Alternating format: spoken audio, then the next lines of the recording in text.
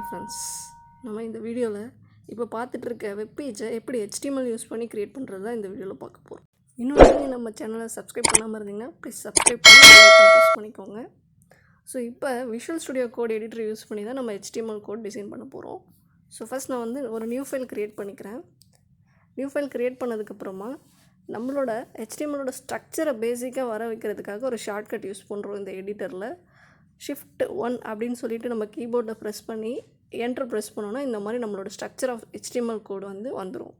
So பேசிக்காக HTML கோடில் starting வந்து HTML டேகும், ending வந்து HTML டேகும், அண்ட் பாடி டேக்குள்ளே நம்ம டாக்குமெண்ட்டில் என்னென்னலாம் வரப்போகுது அதை டிசைன் பண்ண போகிறோம். ஓகே, ஸோ இப்போ ப்ரௌசர் ஓப்பன் பண்ணி சைடில் வச்சுட்டு நம்ம ஒர்க் பண்ணுற கோடோட டிசைனை எப்படி அவுட்புட் வரப்போகுதுன்றதை சைட் பை சைட் லைவாக வந்து பார்க்க போகிறோம். ஸோ அதனால் விஷுவல் ஸ்டுடியோ கோட் எடிட்டரில் நமக்கு லைவ் சர்வர் அப்படிங்கிற எக்ஸ்டென்ஷனை இன்ஸ்டால் பண்ணி நம்ம வச்சுருக்கோம்.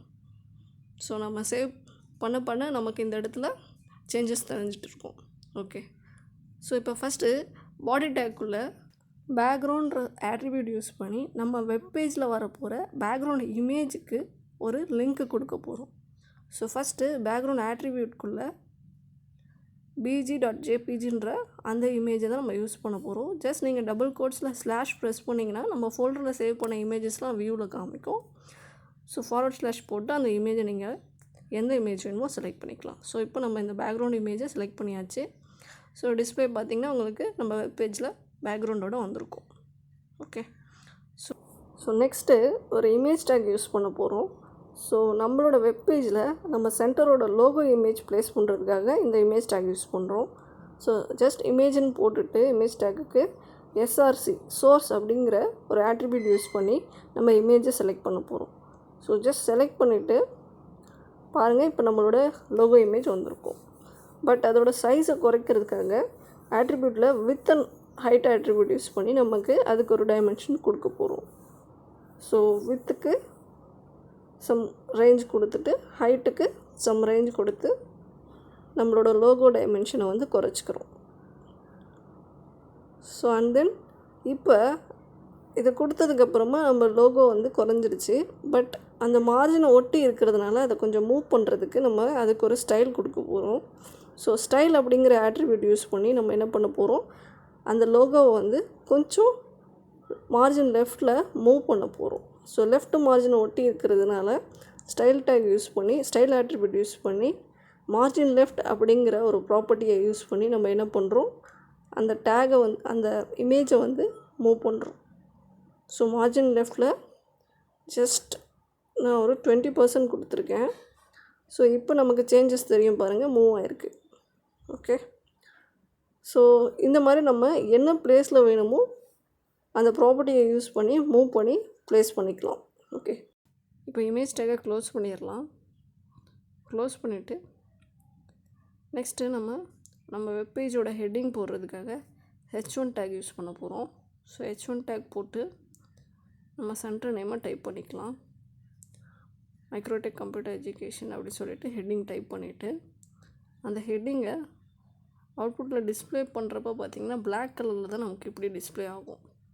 ஸோ இந்த மாதிரி நமக்கு இது ஸ்டைல் இல்லாமல் வந்திருக்கிறத ஸ்டைல் கொடுக்கறதுக்காக H1 டேக்குள்ளே ஸ்டைல் அப்படிங்கிற ஆட்ரிபியூட்டு யூஸ் பண்ண போகிறோம். ஸோ இந்த ஸ்டைல் ஆட்ரிபியூட் யூஸ் பண்ணோம்னா நம்ம ஸ்டைல் கொடுக்க வேண்டிய எல்லா ப்ராப்பர்ட்டிஸுமே கொடுத்துக்கலாம். ஃபார் எக்ஸாம்பிள், இந்த ஃபாண்ட்டுக்கு நான் டிஸ்பிளே வந்து இன்லைன் அப்படின்னு சொல்லிட்டு கொடுத்துருக்கேன். கலர் வந்து எல்லோ கலர் அப்படின்னு சொல்லிட்டு நம்ம வச்சுக்கலாம். ஸோ தட் அந்த பேக்ரவுண்டுக்கு எல்லோ கலர் வந்து பிரைட்டாக இருக்கும். ஸோ அதனால் கலர் எல்லோன்னு கொடுத்துட்டு ஃபாண்ட் சைஸையும் கொஞ்சம் க்ரோ பண்ணிக்கிறோம். ஸோ அதுக்காக ஃபாண்ட் சைஸ் ப்ராப்பர்ட்டி யூஸ் பண்ணி ஃபாண்ட் சைஸில் எவ்வளோ பர்சன்டேஜ் வேணுமோ நம்ம வேல்யூ கொடுத்து ஃபாண்ட் சைஸை இன்க்ரீஸ் பண்ணிக்கலாம். எல்லா ப்ராப்பர்ட்டியுமே நம்ம ஸ்டைல் ஆட்ரிபியூட்குள்ளே தான் கொடுக்குறோம். ஓகே, ஸோ சம் பர்சன்டேஜ் கொடுத்துட்டு பார்த்தீங்கன்னா உங்களுக்கு க்ரோ ஆகிருக்கிறது தெரிஞ்சிருக்கும். ஸோ நெக்ஸ்ட்டு இந்த ஹேஷ்டேக்கையே நம்ம என்ன பண்ணுறோம் அப்படின்னா காப்பி பண்ணி பேஸ்ட் பண்ணிக்கிறோம். ஸோ இன்னொரு ஹெட்டிங் வந்து நம்ம இந்த ஹெட்டிங் கீழே ஒரு சப் ஹெட்டிங் மாதிரி கொடுத்துக்கலாம். கொடுத்துட்டு ஸோ இதோட டெக்ஸ்ட்டை வந்து நம்ம சேஞ்ச் பண்ணலாம். ஸோ ஜஸ்ட் இந்த மாதிரி டைப் பண்ணிவிட்டு இதனோட சைஸை குறைக்கிறதுக்காக ஃபாண்ட் சைஸில் நம்ம 200 சம்திங் வச்சுருக்கோம். ஸோ அப்போ அந்த ஃபாண்ட்டுக்கும் இந்த ஃபாண்ட்டுக்கும் டிஃப்ரென்ஸ் உங்களுக்கு தெரியும். ஸோ இதில் வந்து நம்மளோட ஃபாண்ட் வந்து அந்த ஃபாண்ட்டோட சின்னதாக இருக்கிறதுனால இதை சென்டர் பண்ணுறதுக்காக கொஞ்சம் மார்ஜின் லெஃப்ட் கொடுத்து மூவ் பண்ணிக்கிறோம். அந்த டெக்ஸ்ட் மூவ் ஆகுறப்ப நமக்கு அது கொஞ்சம் மிடில் வரும். ஸோ அதனால் என்ன பர்சன்டேஜ் கொடுக்குறோமோ அதுக்கேற்ற மாதிரி நம்மளோட செகண்ட் ஹெட்டிங் வந்து மூவ் ஆகும். ஓகே, இந்த மாதிரி மூவ் ஆகிடும். ஸோ இன்னும் நம்ம சென்டரில் பண்ணோம் அப்படின்னா கரெக்டான ஒரு பர்சன்டேஜ் வச்சு சென்டர் பண்ணிக்கலாம். ஓகே ஃப்ரெண்ட்ஸ், ஸோ இதுதான் வந்து நமக்கு ஹெட்டிங் டேக் யூஸ் பண்ணி நம்ம க்ரியேட் பண்ண வெப்பேஜ்க்கான ஹெட்டிங்கு. இப்போ மார்க்யூ டேக் அப்படின்னு ஒரு டேக் யூஸ் பண்ணுறோம். அது எதுக்காக அப்படின்னு பார்த்திங்கன்னா, நம்ம டைப் பண்ணுற டெக்ஸ்ட்டை வெப்பேஜில் ஒரு ஃப்ளாஷ் நியூஸ் மாதிரி ஸ்க்ரோலிங்கில் கொண்டு போகிறதுக்காக யூஸ் பண்ணுறோம். ஸோ நிறைய வெப்பேஜ் நீங்கள் பார்த்துருப்பீங்க. ஸோ அதை நம்ம டைப் பண்ணுற டெக்ஸ்ட் அப்படியே ஃப்ளாஷில் போயிட்டுருக்க மாதிரி. ஸோ இப்படி தாங்க. ஸோ நம்ம மார்க்யூ டேக்குள்ளே கொடுத்துருக்க ஹெட்டிங் பாருங்கள், ஜஸ்ட் அது ஒரு மூவிங் மாதிரி ஆக்ஷனில் இருக்கும். ஸோ இந்த மாதிரி மோஷனில் நமக்கு அந்த டெக்ஸ்ட்டை கொண்டு வரதுக்காக தான் இந்த மார்க்யூ டேக் யூஸ் பண்ணுறோம். ஓகே, சேம் நான் அந்த ஹெட்டிங்கை இன்னொரு வாட்டி காப்பி பேஸ்ட் பண்ணி இதில் ஒரு டெக்ஸ்ட் கொடுக்குறேன். ஜஸ்ட் அம்பசன்டரோட கோட்ஸ் கொடுத்துக்கிறேன்.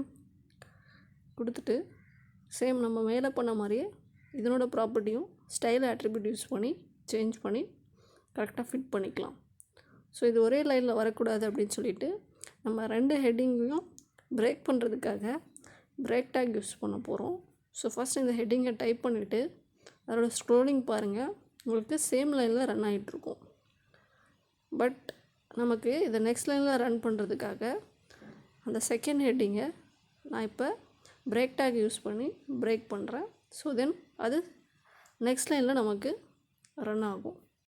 இப்போ செகண்ட் ஹெட்டிங்கோட ஃபாண்ட் சைஸை மட்டும் நம்ம ஃபாண்ட் சைஸை ப்ராப்பர்ட்டியை யூஸ் பண்ணி வேல்யூ கம்மி பண்ணிவிட்டு செக் பண்ணி பார்த்துக்கலாம். ஸோ தட் நம்ம ஃபஸ்ட் ஹெட்டிங்கை விட அந்த செகண்ட் ஹெட்டிங் மினிமைஸ் ஆகிருக்கும். ஸோ இப்போ பார்த்திங்கன்னா இந்த மாதிரி வந்திருக்கும். ஸோ நெக்ஸ்ட்டு நம்ம ஒரு இமேஜ் இன்சர்ட் பண்ணுறதுக்காக இமேஜ் டேக் யூஸ் பண்ண போகிறோம். ஸோ அந்த இமேஜ் வந்து ஒரு ஜிஃப் இமேஜ்.